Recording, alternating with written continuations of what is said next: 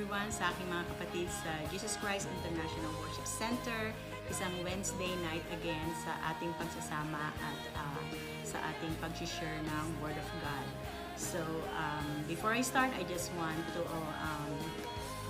greet everyone and nawa ay nasa mabuting kalagayan ang bawat isa sa pagpapala ng ating Panginoong Diyos. Anyway, so I just want to share with you ang isang illustration which is actually it happened to me. So I was driving in QEW, which is the freeway here sa Canada, and you are all aware, nagda-drive man o hindi, merong sa road merong fast lane or pass lane at meron namang yung just the regular following the traffic limit or what. So ito pong passing lane or fast lane, ang totoo po nun, yun ay pass, like hindi fast, hindi po basta nasa lane ka nito, pwede kang magmatulin as long as you want, as fast as you want. So ito po ay yung passing lane kung saan tinatawag yun po yung nasa far left side. So anyway, so ang flow ng traffic is dito po ang limit is 100 to 120 kilometers per hour. So I was on my way to work and nag-change po ako dun sa passing lane because meron pong medyo mabagal na truck sa harapan ko. So siguro po ang takbo ko is around 120 kilometers per hour. So habang nagda-drive po ako, so nandun po ako sa passing lane kasi hindi pa naman po clear for me to change back to sa middle lane. So habang ako po ay nagda-drive, napansin ko yung isang sasakyan sa likod ko talagang halos tine-tailgate ako. So ang ginagawa ko, continue to drive and parang pinupush niya ako, no? So I just push my gas a little bit hanggang sa nakita ko na halos nagwa 124 na ako, 126. So nung nakita ko po yung speed ko na gano'n na, so I tried as much as possible na nagkaroon na ng chance to go change to another lane, which is just the regular flow of traffic. At nung nag-change lane nga po ako, yung pong sasakyan sa likod, nag-speed up na siya. So I just wondering, so 120, halos 124, 126 na yung takbo ko, yung nasa likod ko, parang talagang pinupush niya pa ako to speed up, parang nagmamadali siya or what. So anyway, yun po yung aking illustration na sa buhay natin, biblically or sa pang-araw-araw, meron pong mga batas na dapat tayo ay sinusunod. So in that particular moment, nakita ko po at naging sensitive ako sa takbo ko. Kung hindi, kasi po dito minsan may mga camera na pagka dadatnang ka na lang ng bills na nag-speed ka, nag-over the limit ka ng speed. And besides, nakikita natin yung mga road rage. Kung ako po siguro hindi Kristiyano, lalong hindi ko siya papansinin I just go by the flow. Yun po, minsan, doon nagkakaroon ng alitan sa road because hindi nagbibigayan. Anyway, so with that, I just to keep that in mind dahil diyan po tatakbo yung illustration ko sa pagsasama-sama natin ngayong gabi sa pag-share ng Word of God. So, with this po, ang akin pong book na i-share sa inyo is Psalms 119, which is, alam po naman natin, this is the longest chapter in the Bible. But don't worry, hindi ko po tatapusin the whole 119. But dito po mag-i-evolve yung ating pagsasama-sama ngayong gabi. So, before that, could you please help me na mag-ask tayo sa Holy Spirit to guide us sa ating pagsasama-sama at pag-aaral ng kanyang salita. Lord God in heaven, we just want to ask your Holy Spirit right now to be with us, Lord. Kung ano man po yung nakikita mong karumihan sa aming puso't isipan, Lord, linisin mo po ito, God. Lord, ikaw po ang manguna sa oras na ito. Ang pag-uusapan po namin na ikaw po ang maangat at ang bawat isa po ay makinabang sa salita mo na maihahayag ngayong gabi, Lord. Alam namin na kami ay madalas nagkakasala, pero right now, Father God, sa isip, sa salita, sa gawa, linisin mo po ang aming aming puso't isipan. Let your Holy Spirit flow upon us sa aming kalagitnaan, sa aming pagsasama-sama. Lord, we just want to thank you and honor you in Jesus' name. Amen. So, let me read po. Ang akin lang pong talagang babasahin is Psalm 119 verses 1 to 3. Yun lang po. So, sabi po sa Psalms 119, "Blessed are they whose ways are blameless, who walk according to the law of the Lord. Blessed are they who keep his statutes and seek him with all their heart. They do nothing wrong, they walk in his ways." Amen. So, dito po sa verse 3, sabi, they do nothing wrong, they walk in His ways. So, alam po natin na ito po ay salita ng Diyos at ganun po tayo dapat. We need to be always sa salita ng Diyos at hindi po gagawa ng mali at lagi pong lumalakad sa kalooban ng Panginoon. Pero, alam ko po na siguro hindi lang ako, lahat tayo, amen? Unless meron po sa inyo na sinasabi nyo na hindi ka nagkakamali at lagi kang sumusunod sa salita ng Diyos. Well, amen sa iyo kapatid. Pero ako po, hindi pa po tayo ganyan. Pero kailangan po nating magsumikap para ma-attain o maging inline ang ating pamumuhay sa salita ng Diyos. Well, dito po, ang akin pong nakita ay kailangan nating sundin ang salita ng Diyos. Amen? Pero paano nga ba? How to keep following God's Word, right? Ang sabi ko po, how to keep following God's Word. Kasi we do. But sometimes nawawala tayo sa linya at medyo na-turn left tayo, hindi tayo nag-go straight.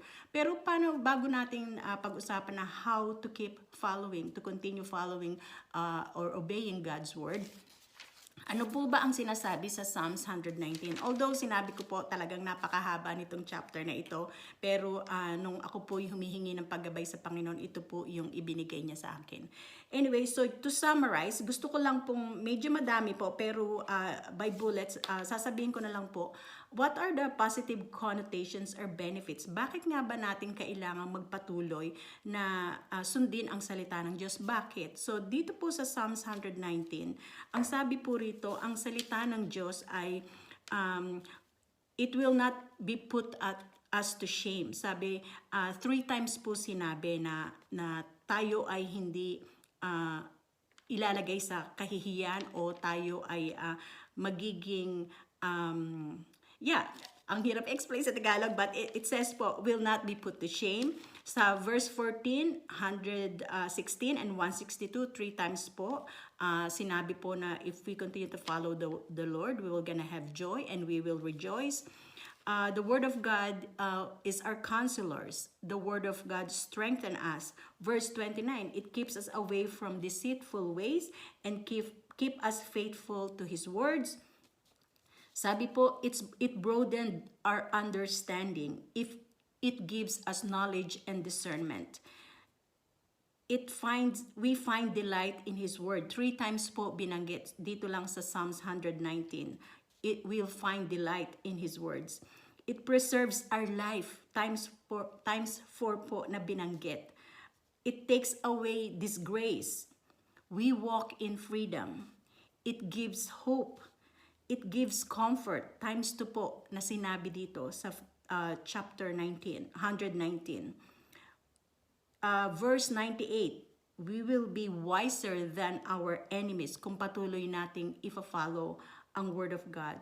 It gives us more insights than all teachers and elders. They are sweeter than honey in our tongue. Verse 105, babalikan ko po ito lagi mamaya sa ating as we go along. Sabi po alam po natin na napaka-famous ng verse na ito, ng chapter 119 verse 105. Your word is a lamp into my feet, a light on my path. Your word is lamp unto my feet and a light on my path. So, it teaches us. Sabi po ang Word of God, ang law, it's our refuge and shield. It sustains us to live. It directs us. It redeems us. it's eternal. Sabi po, 165, verse 165, it gives us great peace. 166, 170 to 174, binanggit po ang salvation and deliverance. So, ito po ay napaka-importanting points for us to really understand bakit nga ba natin kailangang i-keep ang Word of God. Bukod sa really, this is the law, this is our covenant, right? So, anyway, let's go back to my topic that I want to discuss. And the title po is How to Keep Following and Obeying God's Word. So, balik po tayo sa aking illustration kanina about driving sa QEW. Kung hindi man again kayo nag-drive, nagiging passenger din kayo. So, you see, you observed kung papaanong minsan nagkakaroon ng iringan sa traffic, right? So, that's what it is. So, ang nakita ko po dito ay, number one, we have to remain awake. So, marami pong aksidenteng nangyayari, naririnig natin, nanonood din akong ng news ng TV Patrol dyan sa Pilipinas. Minsan, ang daming accident hanggang may mga namamatay. Bakit? Kasi sabi, nakatulog daw yung driver. So, for us, kailangan, we need to be awake. We keep awake. We need to be sensitive to the Word of God. Hindi po pwedeng tayo ay tutulog-tulog, right? We need to sleep physically, but when it comes to the Word of God, hindi po tayo kailangang tutulog-tulog. Sabi po sa 1 Peter 5 to 8, diba? The enemy is waiting to destroy us. Kaya even sabi, nap, kahit na magnap, huwag kang magnap sa salita ng Diyos. Huwag mong kakalimutan yung prayer life mo dahil dito tayo kumukuha ng lakas. Sa dami po ng sinabi ko about the Word of God, you could go back later on and you could see how the Word of God is talagang kailangan natin sa pang-araw-araw na buhay. Saan ka pa, di ba?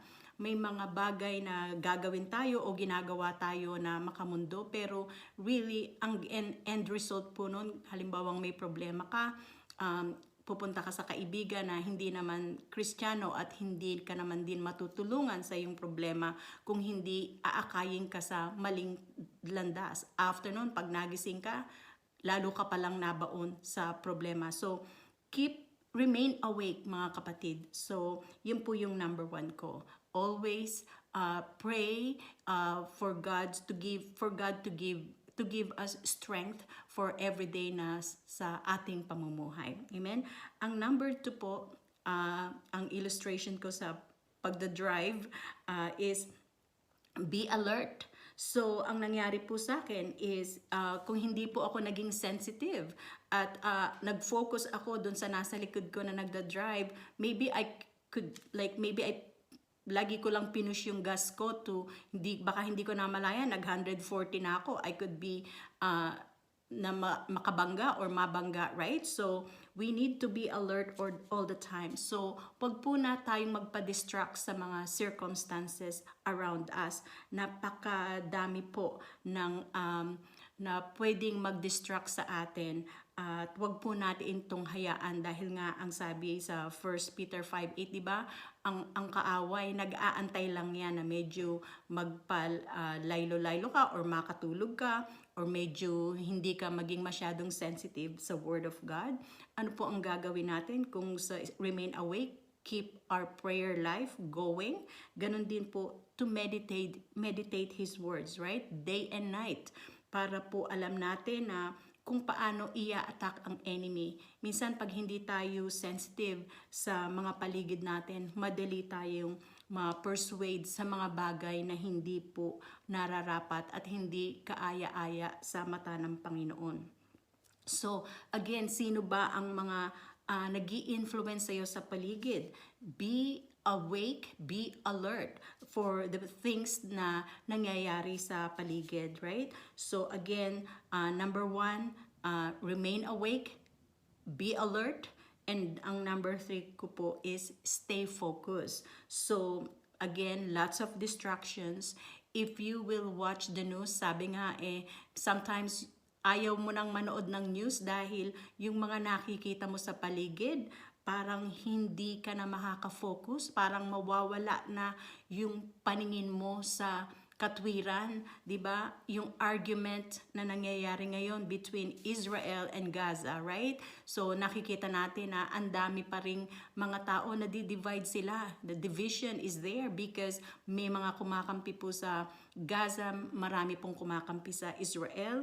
If we don't stay focused, these things will gonna persuade us from the way na hindi naaayon sa salita ng Diyos. So, what we need to do is keep praying, keep meditating His Word, keep reading the Bible, right? So, kailangan po ang ating pananampalataya ay matibay.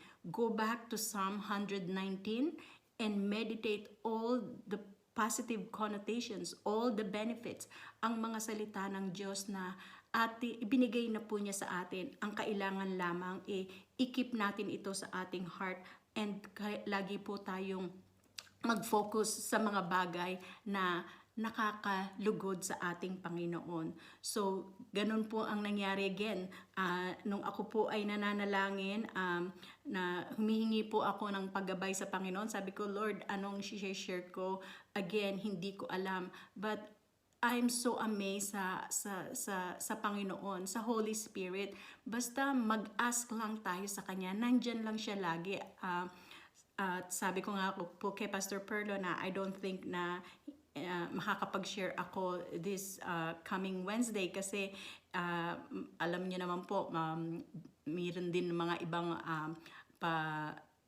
responsibilities. Pero kino-convict po ako ng Panginoon na magsabi na hindi mag-yes. So really, I ask God, sabi ko, Lord, ikaw na po ang bahala, ikaw na po ang magbigay sa akin ng wisdom kung ano po ang aking ma-share sa aking mga kapatiran. Ayun nga po, habang nagda-drive ako, it's instantaneously, nandoon po yung wisdom na ibinigay sa akin ng Panginoon na katulad ng pananampalataya, katulad ng paglakad natin sa mundong ito bilang mga anak ng Diyos, at the same na pag ikaw ay nagda-drive, parang yun po yung similarity na ipinakita na sa akin ng Panginoon. Kung hindi ka magpe-pay attention sa salita ng Diyos, kung hindi ka magpe-pay attention sa pagda-drive mo, you could violate the law. At ano ang mangyayari pag na-violate ko? Okay lang kung matikitan ka lang. Paano kung maaksidente ka pa? Kung hindi ako nag-focus at hindi ko tinignan kung gaano na yung speed ko,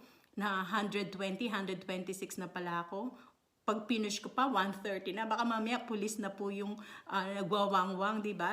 Na humahabol sa akin. So, I really praise God for that little thing na nangyari sa akin. How He impressed to my heart na ganun din po sa ating pananampalataya. We need to remain awake. You need to be alert.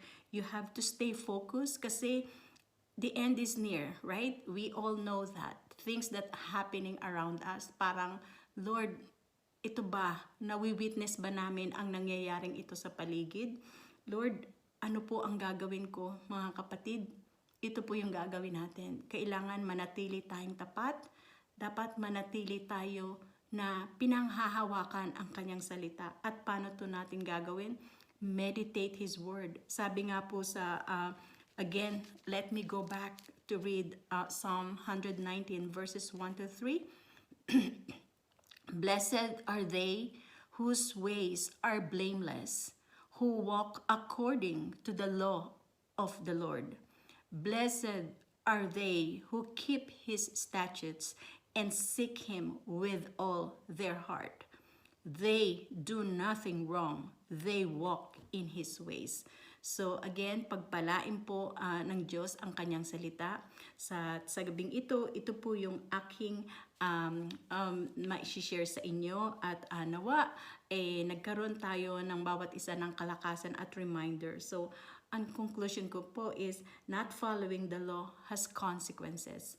Whether here, sa pang-araw-araw nating buhay, sa batas ng tao o sa batas ng Diyos. Kaya mga kapatid, ini-encourage ko po ang bawat isa na ating panghawakan at ipamuhay ang salita ng Diyos. Yung law, which is His Word. Hindi na po tayo under the law, pero ang salita po ng Diyos, ang law na sinusunod natin, right?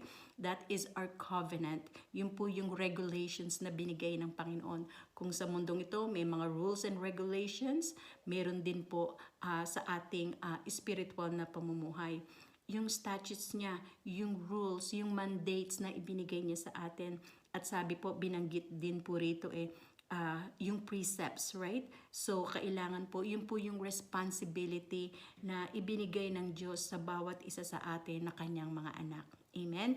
So, anyway, I hope again nakapulutan po ng aral ang gabing ito at nawa ay tayo patuloy na lumakad at matagpuan ng Panginoong tapat hanggang sa muli niyang pagbabalik. Amen? So, I will do a closing prayer. Thank God in heaven for this word na ipinagkaloob mo po sa amin. God, bigyan mo po kami ng strength to follow your word saan man kami pumunta. Anumang circumstances ang kinalalagyan namin. Anumang kaguluhan ang nakikita namin sa paligid na kami ay hindi matinag, Lord. Ang iyong salita, Diyos, ang aming panghahawakan sa aming puso. Alam po namin na ito ay inilagay mo na sa aming puso. Gabayan mo po kami, Holy Spirit, kung paano po namin ito makikip na i-obey, Father God, day in and day out. May storm man sa buhay o wala, magulo man ang paligid, Lord, or payapa. Lord, matagpuan mo po ang bawat anak mo na nagtatapat at pinanghahawakan ang mga promises mo. Lord Jesus, we just want to thank you again for this night na binigyan mo po kami ng pagkakataon na makapagsama-sama at mahayag ang iyong salita. Lord, we just want to thank you. We just want to honor you. In Jesus' name we pray. Amen, amen, and amen. Thank you po mga kapatid at hanggang sa